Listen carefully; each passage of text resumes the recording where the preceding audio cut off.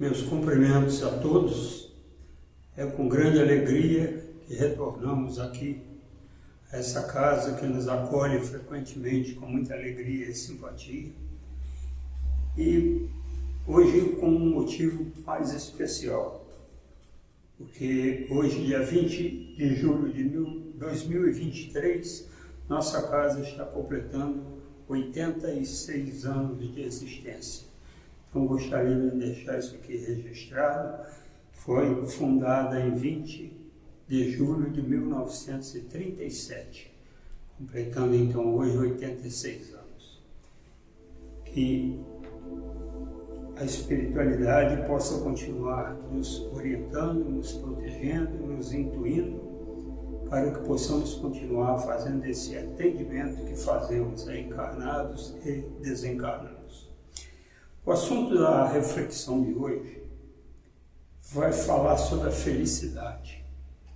Essa palavra que, mais do que palavra, alguma coisa que todo mundo corre atrás, busca, e ela não está presente em todos os momentos. Muito bem. O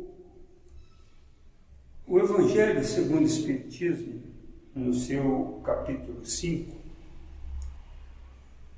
ele, no item 20, há uma comunicação do cardeal Merlot de Paris, que ele diz o seguinte: assim, pois, aqueles que pregam ser a terra a única morada do homem, e que só nela e numa existência lhe é permitido atingir o mais alto grau das felicidades que a sua natureza comporta, iludem-se e enganam aqueles que os escutam. Então, vejam bem, aqueles que estão espalhando que a felicidade pode ser atingida aqui na Terra, a felicidade plena, aqueles que falam isso estão iludindo, estão enganando aqueles que os escutam. Num planeta de provas e expiações igual ao nosso, não há condição de termos felicidade absoluta. Sempre vai haver alguma coisa. Até porque ninguém poderia ser completamente feliz enquanto souber que existe uma criança morrendo de fome. Então essa felicidade, ela é, no momento, para um planeta de provas e expiações, uma utopia. Tá?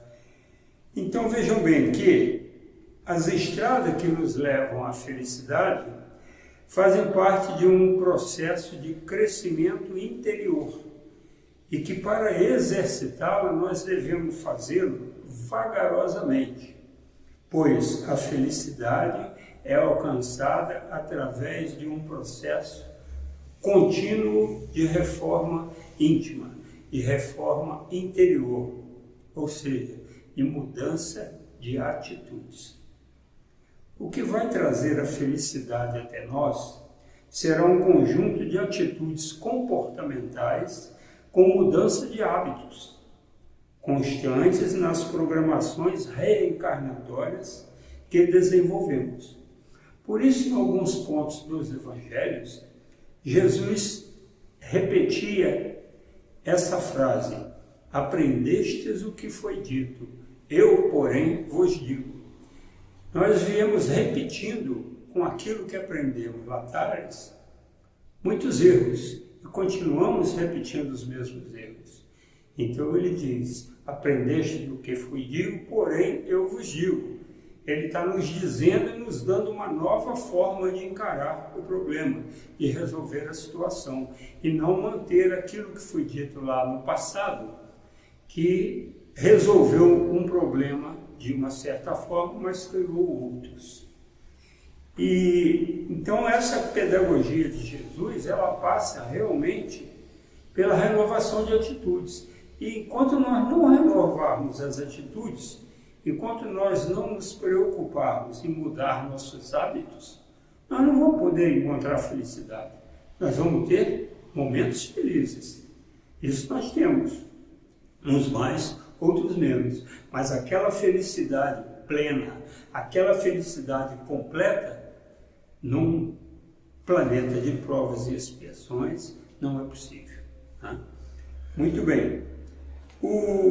Qual é o nosso, nós poderíamos perguntar, qual é o nosso objetivo estando aqui nesse planeta? Nós viemos para cá para quê? Nosso objetivo aqui é o nosso progresso espiritual. Né? O progresso espiritual, ele é composto de duas vertentes. Ele tem um progresso que é o progresso moral e tem outro progresso que é o progresso intelectual. Esses dois progressos, você progredindo plenamente moral e intelectualmente, você obtém o seu progresso espiritual e poderá um dia, na escala evolutiva estabelecida por Kardec, alcançar a posição de um espírito puro.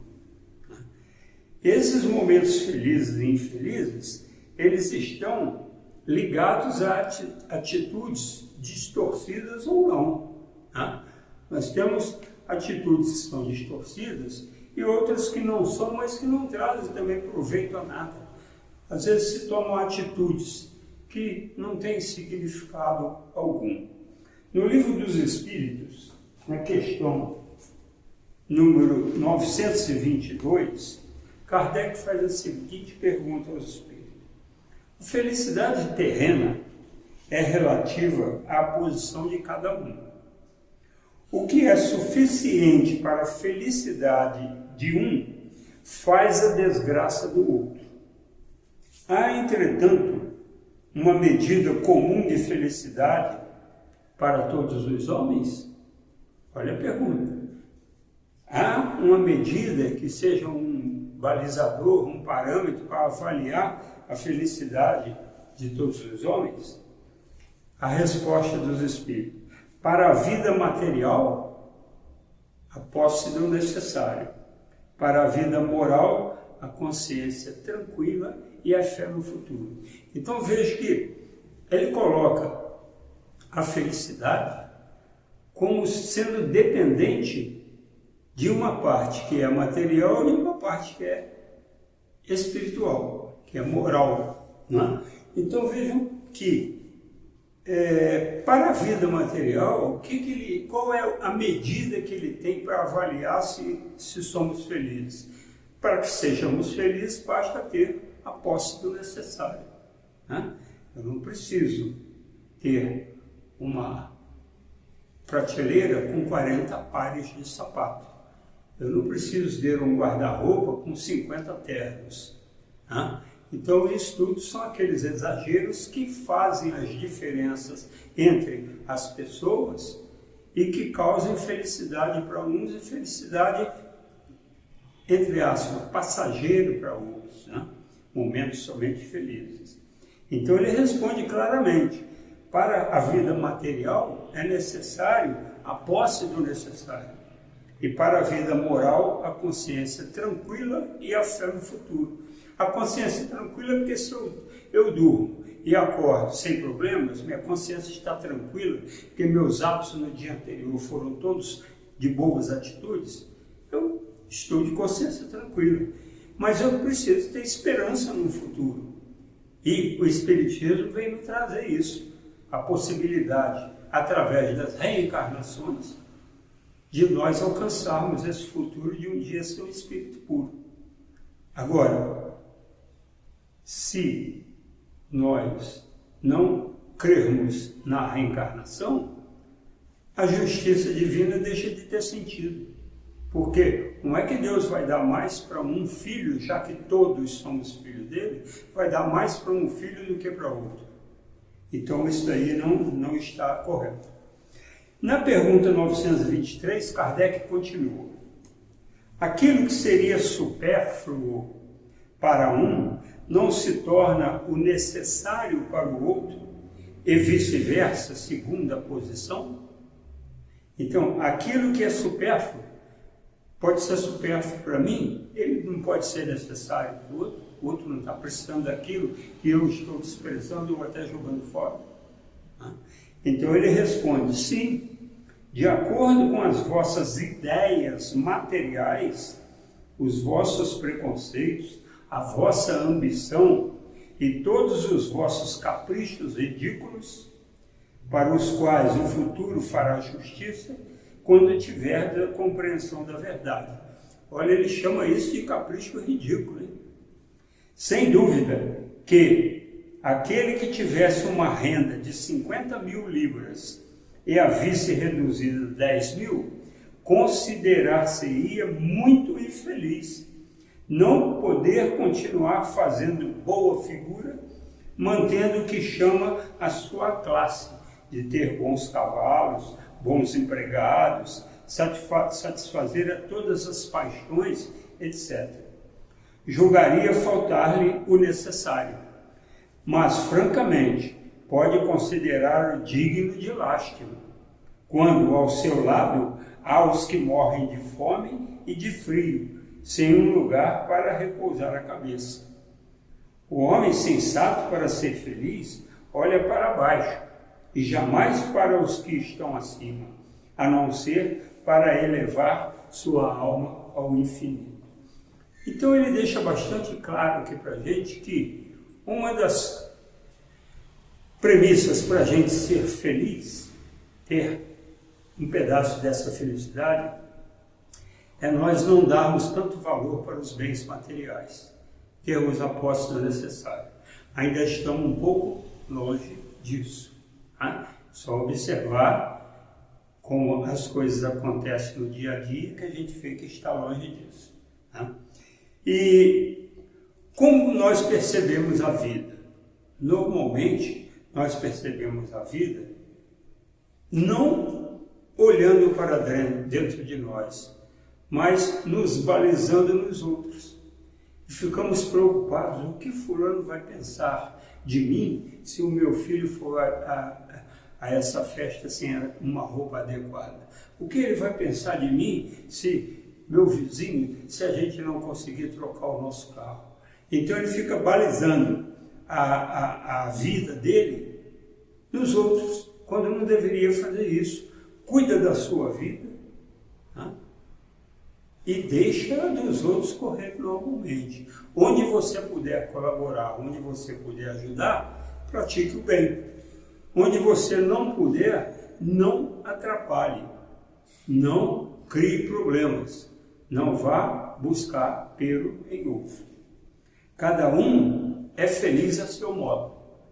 Eu posso ser feliz tendo apenas 2 pares de sapato, um para trabalhar, outro para sair, para uma festa mais requintada um pouco. Agora, eu não preciso ficar me espelhando no modo que o outro vive para eu ficar acompanhando. E a felicidade dos outros, ela é também a nossa felicidade. Porque se nós conseguirmos fazer com que os outros sejam felizes, se todos os outros agirem da mesma forma, todos serão felizes. E quando isso acontecer, a felicidade será de uma única família, que é a família universal pregada por Jesus, e nós poderemos ter o nosso planeta saindo da categoria de provas e expiações e passando para um planeta regenerado, que é o que nós estamos buscando agora. O trabalho que produz a felicidade é uma longa etapa. Ele levará muitas existências, muitas encarnações, através da eternidade, nas muitas moradas da casa do Pai. Mas sempre que nós precisarmos de um planeta que tenha um cenário de provas e expiações, eu preciso desse planeta que ele tenha provas e expiações, que eu preciso ir lá passar por provas e expiar faltas do meu passado. Se você vai procurar um planeta regenerado, você não vai poder reencarnar ali.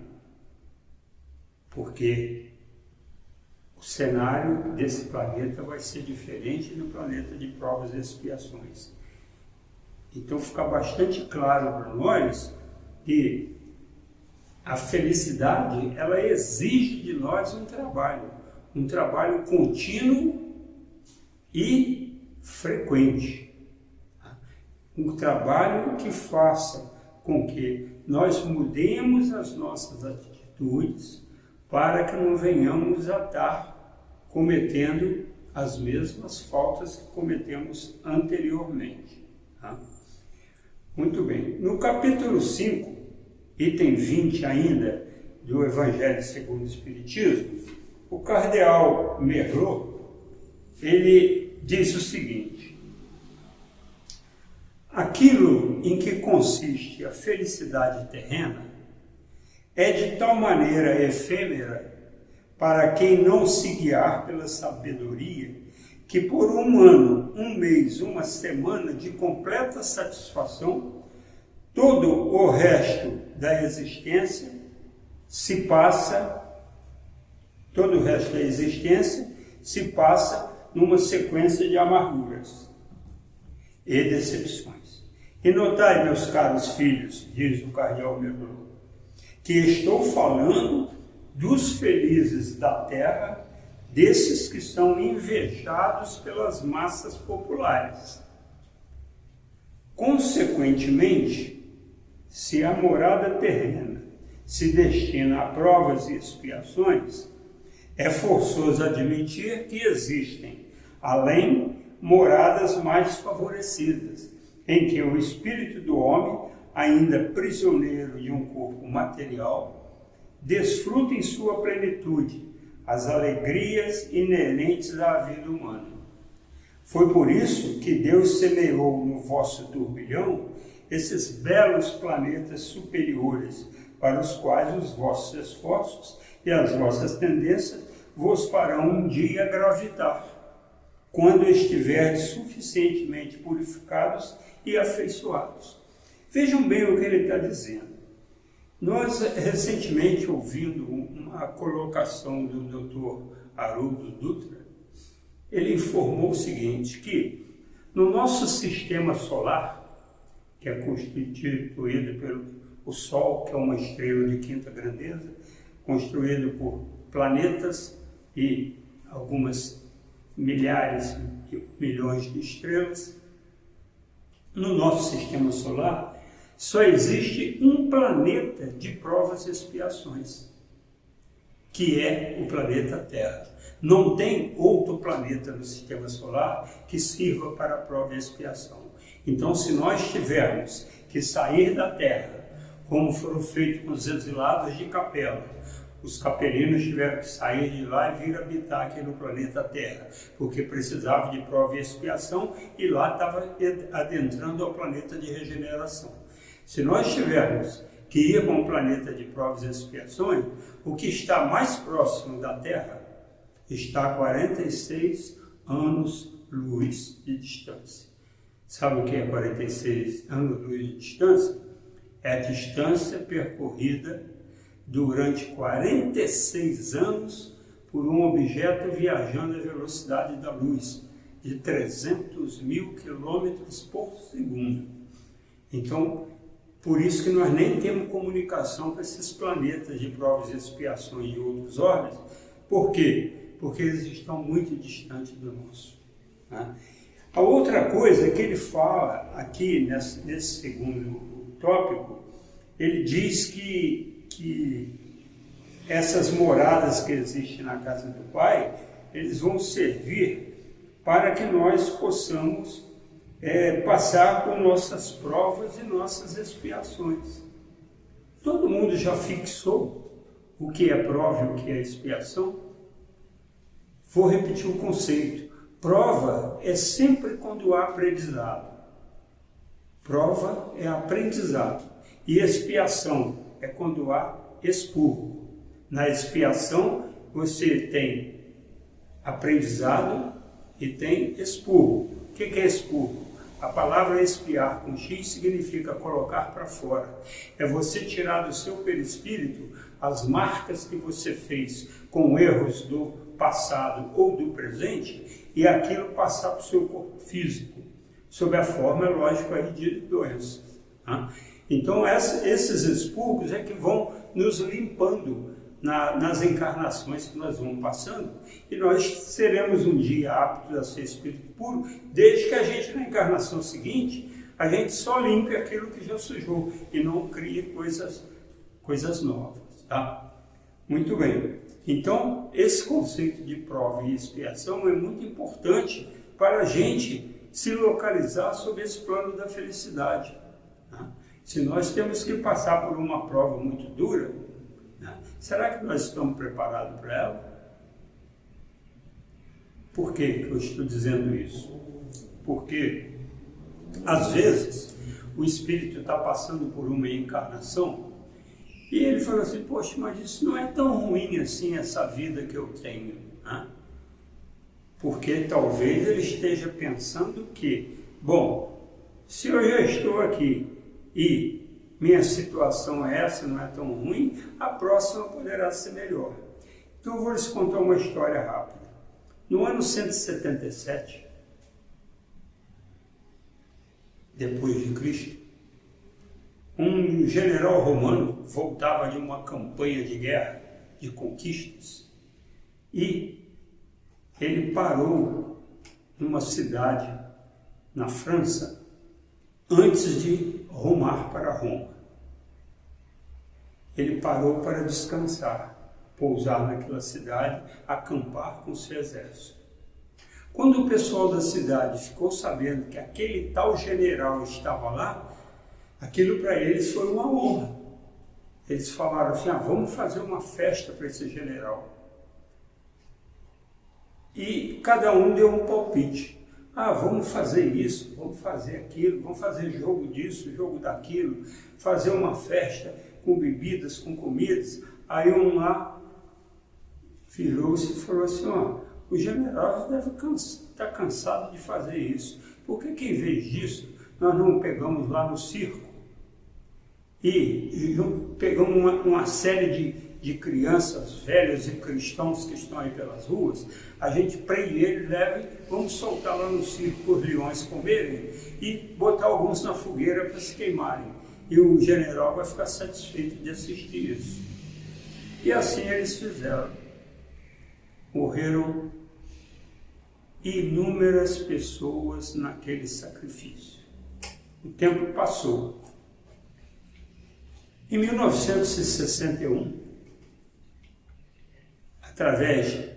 conhecimento disso através de uma comunicação espiritual que veio posterior ao fato, em 1961, estava no Rio de Janeiro, na cidade de Niterói, o circo americano.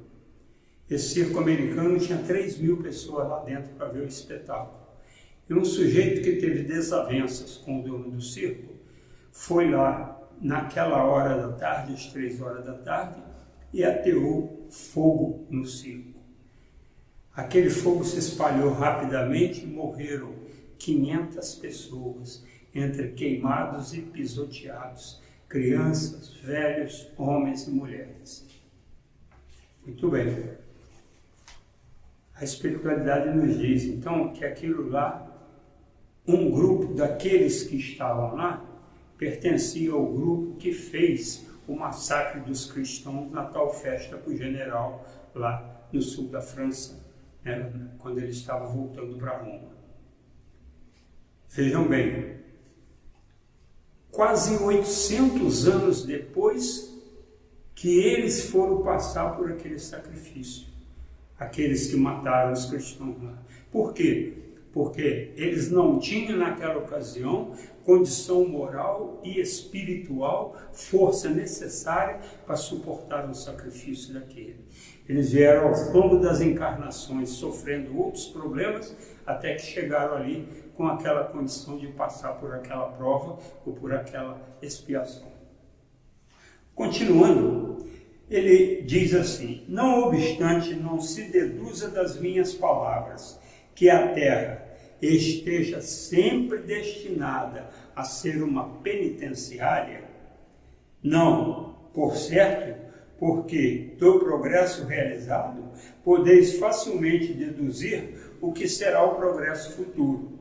e das melhoras sociais já conquistadas, as novas e mais fecundas melhoras que virão. Essa é a tarefa imensa que deve ser realizada pela nova doutrina que os Espíritos nos revelaram. Então vejo que ele está mostrando para nós que essa melhora ela existe. Nós não estamos destinados a ser uma eterna penitenciária, embora nós possamos a ter que participar de um outro planeta que tenha provas e expiações, se a gente não esgotar todas as provas e expiações que temos a passar aqui no planeta Terra.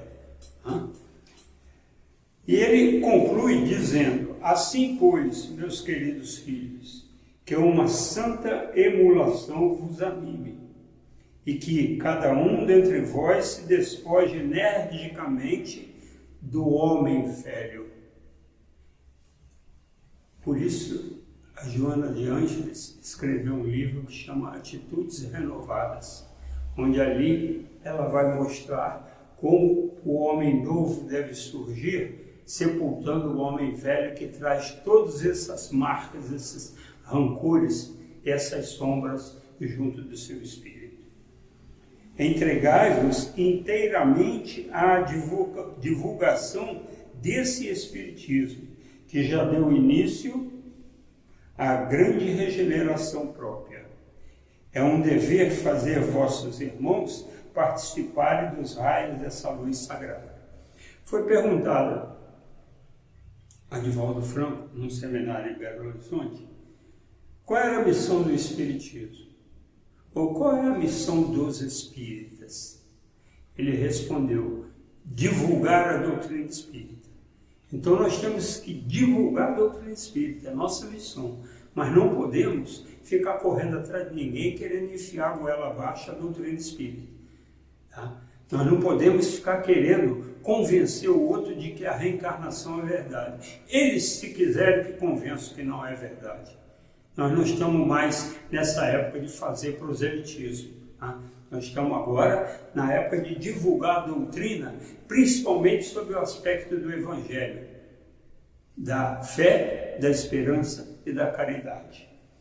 E concluindo, a obra, portanto, meus caros filhos, que nessa reunião solene, todos os vossos corações se voltem para esse alvo grandioso, de preparar para as futuras gerações um mundo em que a felicidade não seja mais uma palavra vã.